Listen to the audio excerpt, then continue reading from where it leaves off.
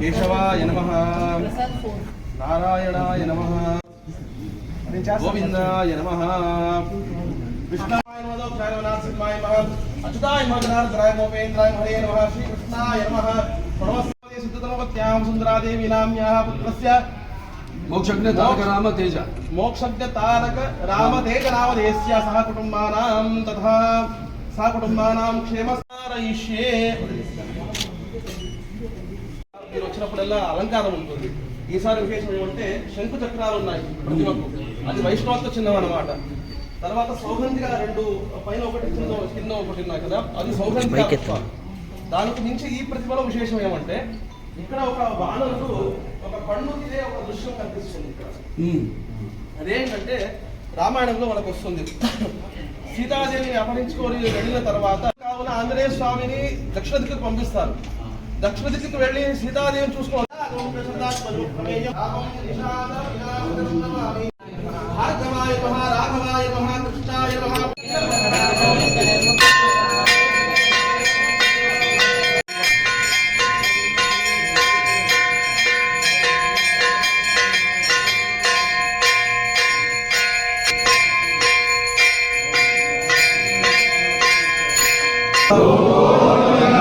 ఆంజనేయ వరద గోవింద, అక్రూర వరద గోవింద, పరీష వరద గోవింద.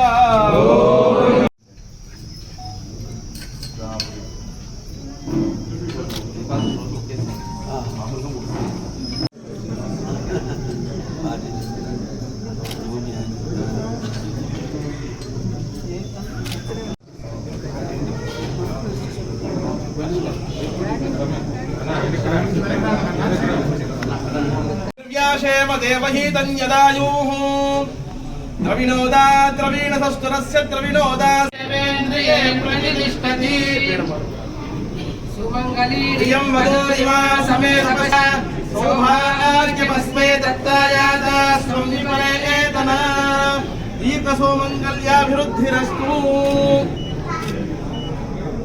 శీఘ్రమేవ ఉత్తమరీత్యా విజయప్రాప్తిరస్తు.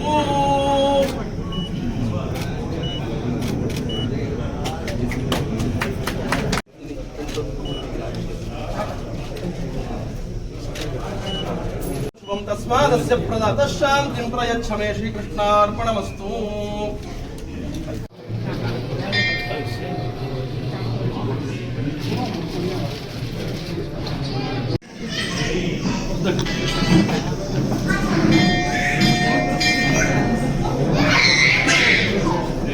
బాబు వెనక్కి కొద్దిగా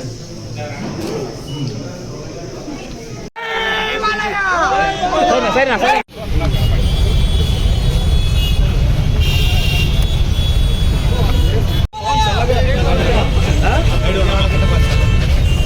నాకెంత ఎక్కువ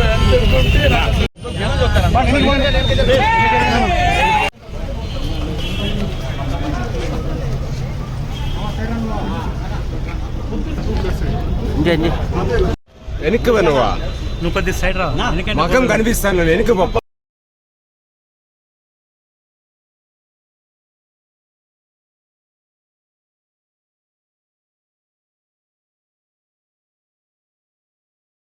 తట్టుకునే శక్తి ఎవరికి లేదు లేదు లేదు.